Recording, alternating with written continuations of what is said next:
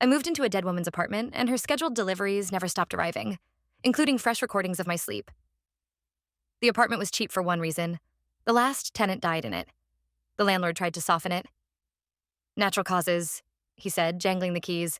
Sad situation, no family, lots of backlog. He laughed once, too quickly, and opened the door. Inside, everything had been scrubbed. Fresh paint, new carpet, new blinds. It smelled like lemons and something faintly metallic beneath. I told myself the second smell was in my head and signed the lease. The first delivery came 3 days later. I was still unpacking when the intercom buzzed. A courier stood at the door holding a paper bag with a supermarket logo. "Delivery for Mrs. Hart," he said. "That's the previous tenant," I answered. "She's dead." He looked uncomfortable but shrugged. "Paid in advance. Says weekly. You want it or should I mark it refused?" I hesitated, then took the bag. Inside were simple things: milk, bread, instant soup, a single apple. All the dates were current. I checked the order receipt. No sender, just an automated subscription renewal. The next day, flowers arrived. White lilies, of course. The card just said, "Standing order for Helen Hart." No condolences, no signature. By the end of the week, the pattern felt like a heartbeat. Groceries on Monday, flowers on Tuesday. On Wednesday, a padded envelope with a single wool cardigan inside, my size by coincidence or design, all addressed to her. None with a return address that led anywhere real when I searched. I asked the landlord about it. He frowned.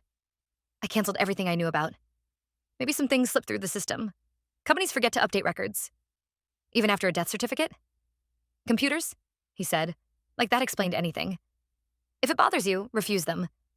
It did bother me, but I didn't refuse them.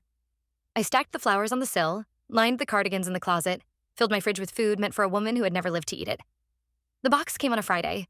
Small, unmarked, no company logo. Just my building address and her name. The courier didn't even ring this time. I found it sitting neatly in the middle of the doormat when I opened the door to take out the trash. Inside was a plain USB drive. No branding, no label. Just a tiny piece of tape with yesterday's date written in blue pen. Curiosity 1. I plugged it into my laptop. Only one file. bedroom_00:32-04:09.mp3. The recording started with the creak of my mattress as I settled in. My own breathing, soft and rhythmic. The occasional rustle of sheets. It was definitely me. My bedroom, last night. Around the 20-minute mark, another sound joined in. Slow, heavy footsteps crossing the room. They stopped right beside the microphone. A woman's voice, close enough that it crackled in my headphones, whispered, "Confirming standing order. One occupant, still breathing." Then, quieter, like she was leaning over my sleeping face, "Schedule the next recording for tonight."